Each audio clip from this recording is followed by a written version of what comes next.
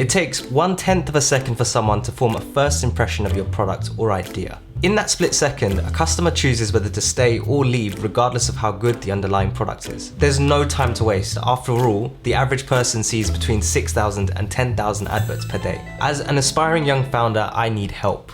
There is one aspect of branding that I'm completely clueless with, and that's how to choose a winning startup name. I want to share with you something I learned. It's a piece of advice from a guy called Drew Beechler. Drew is a marketing director who has experience naming more than 30 startups in the last 5 years. I'll provide a link to his article in the description below, and I'm gonna share some of the things I learned because I think it's dead simple and it works really, really well. So I'm gonna start by very quickly talking about branding, why it's important and why I give it too much importance. And then I'm gonna talk about the 3 criteria for how we can start thinking about what makes a good startup name versus what makes a great startup name.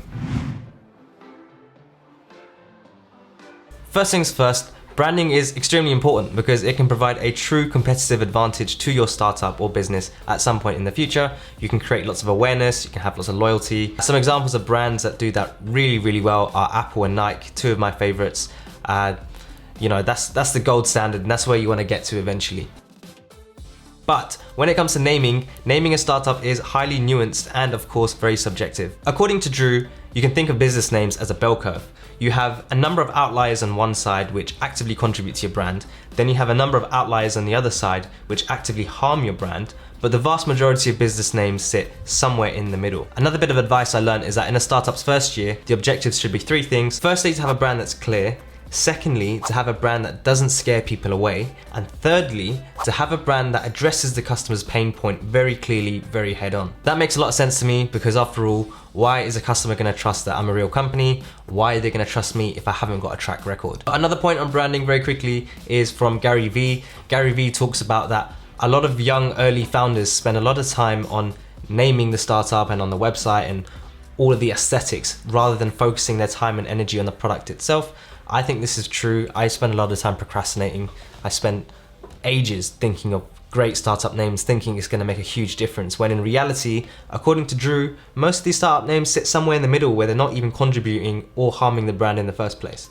To sum it up, so long as you have a brand name that's free of any existing connotations, you allow your brand to have the space to create its own experiences in the customer's minds. That right there is the upfront conclusion if you don't want to watch the rest of the video, but as I promised, there's 3 criteria we can think about for how to make some fast and quick decisions on naming your startup so you can focus on what really matters. Criteria number 1, is the name ownable? Is it possible to have a domain name that ends in .com, .io, or .co? If not, how about getsomething.com or somethinghq.com?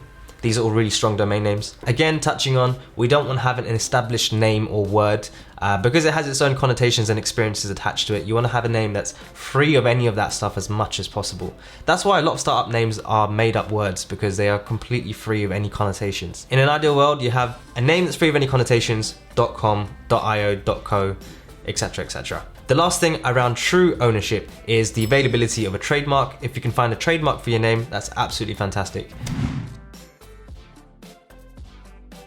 Criteria number 2, is the phonetic structure easy? That is to say, is the name easy to say, spell, and remember? Is the name easy to pronounce? As a newcomer with low awareness, you want to aim for brand memorability. You want people to remember you very easily, very quickly. Criteria number 3 that Drew talks about is, does the name have strategic alignment? The way we can think of it is, does the name convey the right idea, tone, or attitude? Or I prefer to look at it conversely, does the name limit our ambition in any way, shape, or form? Like, does having this name actively harm us? As like on the bell curve we were referring to earlier, does it sit as one of the outliers on the lower end? If we can rule that out, then that's amazing. That's a brilliant first step. Once we have a name that conveys the right idea, we can then start looking at having a great story behind the brand. The caveat to all of this is that the last of those 3 criteria is something which Drew says is the least important of the 3, and the reason why is because you can create a good story out of almost anything. Try and focus on ownability or ownership and having a name that's phonetically very easy to say, remember, and pronounce. At the end of the day, you're gonna have to compromise on one of these 3 areas. It's unlikely you're gonna find a name that nails all 3. That's cool. The way I like to think about it is, what are the goals of an early stage startup? What are we trying to achieve? Which name do I think is gonna really help us to get there? Of course, that depends on the stage of your startup and of your business, and depends from person to person. Remember, at some point down the line, we can always think about pivoting. This is always an option available to us. So the final thing to remember is that the brand name is not the same as the brand. There are other brand elements that your customer will interact with. That includes the website, that includes the typography, the color palettes, the missions, values of your company. There's all kinds of different things that are involved. So it's important not to get too hung up on the brand name and think brand name equals brand, because there's so much more that goes on behind it. And on that note, I've been reminding myself recently I should be focusing my time on other things. I think it's a low-key form of procrastination because it's quite fun to like think of names or to design logos rather than just getting hands-on and nitty-gritty with the product. So that's what I'm focusing on. I hope it helped you. It really helped me. Thanks again to Drew for sharing the article, and I hope you learned something today. Thank you very much for watching my video, and I will see you next time.